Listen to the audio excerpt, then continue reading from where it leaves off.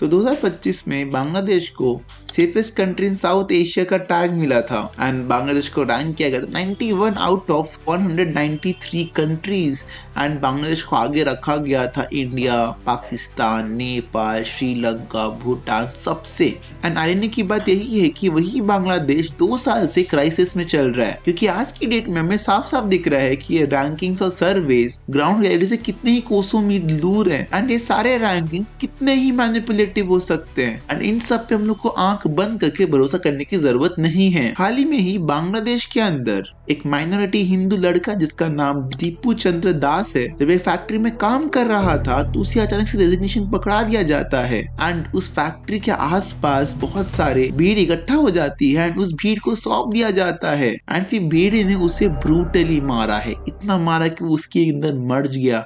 उसके बाद उसे जला दिया जाता है स्ट्रीट्स के बीचों बीच एंड जब स्ट्रीट्स के बीचों बीच उसे जलाया जा रहा था तब वहां पे किसी ने भी उसे अपोज नहीं किया, बल्कि सब ने फोन में रिकॉर्डिंग किया उस चीज का। और ये चीज दिखाता है वहां के माइनॉरिटीज के खिलाफ कितना डीप रूटेड हेट है बांग्लादेशीज के अंदर और मॉब मेंटालिटी को डेंजरसली एक्सपोज किया गया इस चीज के अंदर। और इस इंसिडेंट को जिस भी मीडिया ने कवर किया उस मीडिया हाउस तक को जला दिया गया और वहां के इंटरिम गवर्नमेंट ने बोला है कि वो इनके अगेंस्ट स्ट्रिक्ट एक्शन लेंगे और अभी तक सिर्फ 12 लोग को अरेस्ट किया गया है। और इतने बड़े इंसिडेंट हो जाने के बाद भी इंडिया के so called independent media outlets, so called independent journalist शांत क्यों बैठे हैं? एक भी ट्वीट नहीं है उनके अगेंस्ट। शायद उन लोग के लिए धुरंधर मूवी में बना हुआ वायलेंस कुछ ज्यादा ही हाई था और यहाँ पे बना हुआ वायलेंस बहुत ही कम है।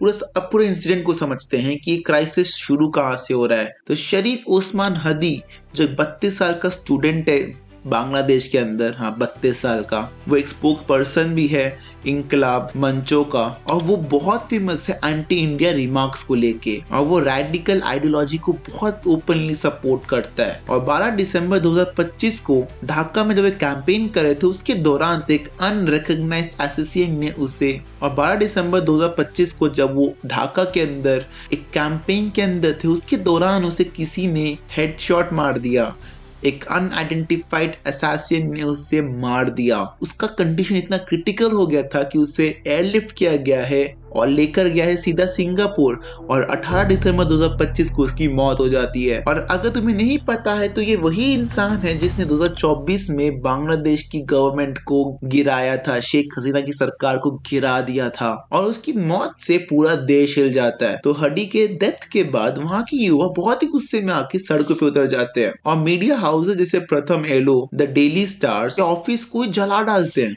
क्योंकि वो उसके अगेंस्ट बोलते थे ना। बहुत सारे कल्चरल बॉडीज को वैंडलाइज कर देते हैं और वहां पे वो लोग ने पीसफुल प्रोटेस्ट शुरू किया था, यानी पीसफुल प्रोटेस्ट शुरू से पीसफुल नहीं था एंड बाद में जाके एक वायलेंट प्रोटेस्ट बन जाता है, कुछ ज्यादा ही ब्रूटल वायलेंट प्रोटेस्ट बन जाता है जो वहां के माइनॉरिटीज को खत्म करने तक उतर चुका है। और प्रोटेस्टर्स का फोकस कुछ ज्यादा ही बदल चुका है। लोग आवामी लीग के ऑफिस को तोड़ रहे हैं और स्टूडेंट विंग छत्रा लीग के ऊपर हड्डी के डेथ का आरोप लगाया जा रहा है। राजशाही, चित्तौड़गढ़ और बंदरबांग में पुराने नेताओं के ऑफिसेस को जलाए जा रहे हैं और इंडियन हाई कमीशन के ऑफिस जो ढाका में प्रेजेंट है उसे भी नष्ट करने की कोशिश की गई है और इंडियन रिस्पॉन्स में वहां के सारे वीजास को बंद कर दिया है और इंडियन ट्रैवलर्स को स्ट्रिक्ट एडवाइजरी जारी कर दी कि बांग्लादेश में नहीं जाना अभी के लिए। और बांग्लादेश की इंटरिम सरकार ने सब पे किया क्या है, उन्होंने हदी की मौत पर मॉर्निंग का ऐलान किया है। पूरे देश में पुलिस और आर्मी को डिप्लॉय किया गया है ताकि इन लोग को रोका जा सके। पार्लियामेंट और मीडिया हाउसेस को प्रोटेक्शन दी जा रही है और इन सब में कुछ अरेस्ट भी हुए हैं, कुछ ही अरेस्ट हुए हैं। इस इंसिडेंट पर अगर तुम पूरे ग्लोबल के रिएक्शन समझोगे तो पहले शेख हसीना ने कहा है दिल्ली में फिलहाल वो कहा है कि यहाँ पे लॉ का मजाक बनाया गया है। यूनाइटेड नेशंस और मल्टीपल कंट्रीज ने वहां पे शांति करने के लिए कहा है, कोई एक्शन नहीं लिया है। इतना से इंडिया में हो जाए ना उनके बड़े बड़े स्पीचेस निकलेंगी और एनालिस्ट ने वार्निंग दिया है कि भाई वहां पे टूरिज्म खत्म हो सकता है, जो ऑलमोस्ट हो चुका है, वहां पे कौन नहीं जाएगा। अगर कोई वर्स्ट की सिनेरियो हो सकता है तो वहां पर सिविल वॉर शुरू हो सकता है। हमें समझना पड़ेगा कि ये वही बांग्लादेश है जिससे हमने बहुत सपोर्ट किया है, चाहे उसे इंडिपेंडेंस दिलाना हो इकोनॉमी स्टेबल करना हो या इकोनॉमिक बनवाना हो, इन सब में हम लोग ने बांग्लादेश को सपोर्ट किया। एंड आज की डेट में बांग्लादेश से ही एंटी इंडिया प्रोटेस्ट आ रहे हैं कि हिंदू माइनॉरिटी सेफ नहीं है एकदम भी, वहां पे लॉ एंड ऑर्डर का मजाक बना के रखा गया है। तो इंडिया को इन सब पे ना इमोशनली नहीं बल्कि स्ट्रेटेजिकली एक्शन लेना पड़ेगा। इंडिया को वहां पे डिप्लोमेटिक प्रेशर क्रिएट करना पड़ेगा, इंटरनेशनल फोरम्स में जाके बांग्लादेश के खिलाफ एक इशू रेस करना पड़ेगा, जैसे इंडिया पाकिस्तान के खिलाफ करती आ रही है। ट्रेड पॉलिसीज के लिए नए स्ट्रिक्ट कानून बनाने पड़ेंगे और माइनॉरिटीज को प्रोटेक्शन देने के लिए इंडिया को सबसे पहले एक्शन लेना पड़ेगा। हो सके तो एयर पिक करके इंडिया में छोड़ दो।